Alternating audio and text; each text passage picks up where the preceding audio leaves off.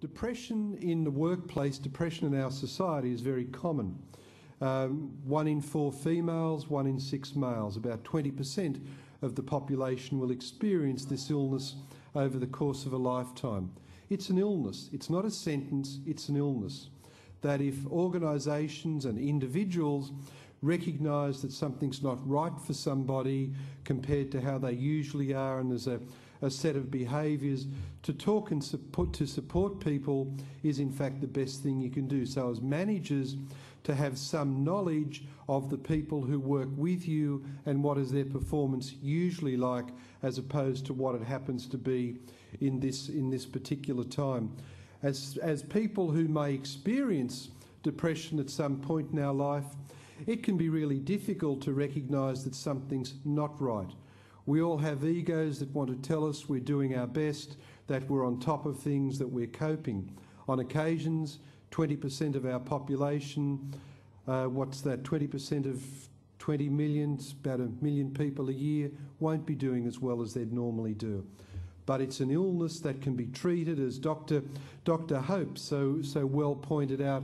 It's an illness, and if you take the medical approach, the approach of offering support and interventions, that people do get on top. I'm sure there's, about 80 people here this morning, so there's probably 1 or 2 of us who may have lived with this illness ourselves and got on top of it. It's not just a workplace issue. When you read some of the literature these days, one would believe that the workplace is the root of all things evil. We actually take the contrary view, that to have a place in society that offers us job, self-esteem, income, friendships, relationships is really important, and to manage an illness within a workplace as best as possible is the best possible outcome.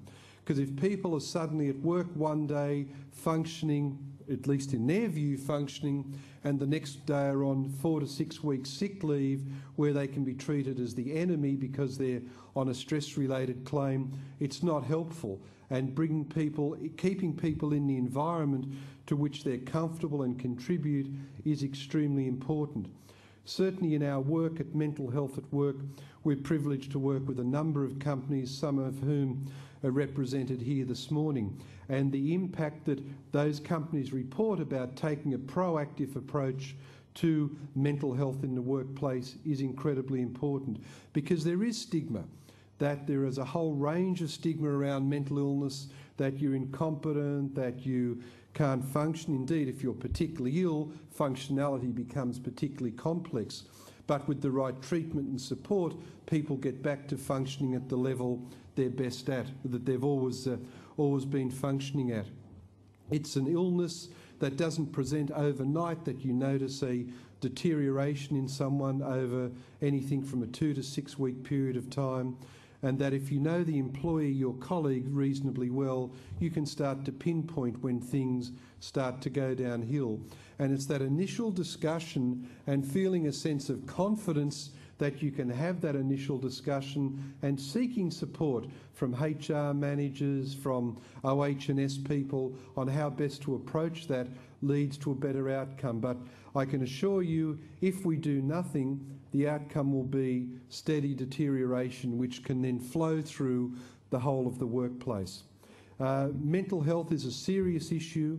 The right to good health, we would argue, is a right, not a privilege, and that in a society such as ours, there are a number of interventions that are available, and to break down the stigma of going for treatment. Because when you speak to a number of people, why don't they want to go for treatment?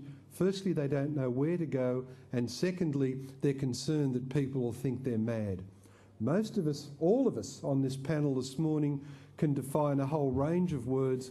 I'm sure we'd all struggle for what mad is, because it's around a state of mind where you're just not on top of issues the way that you usually are. As you've seen this morning, though, people recover, people do well, and that as employers, as senior people within organisations, we believe that that's good corporate responsibility. That if you look after the people, the rest of it becomes relatively straightforward.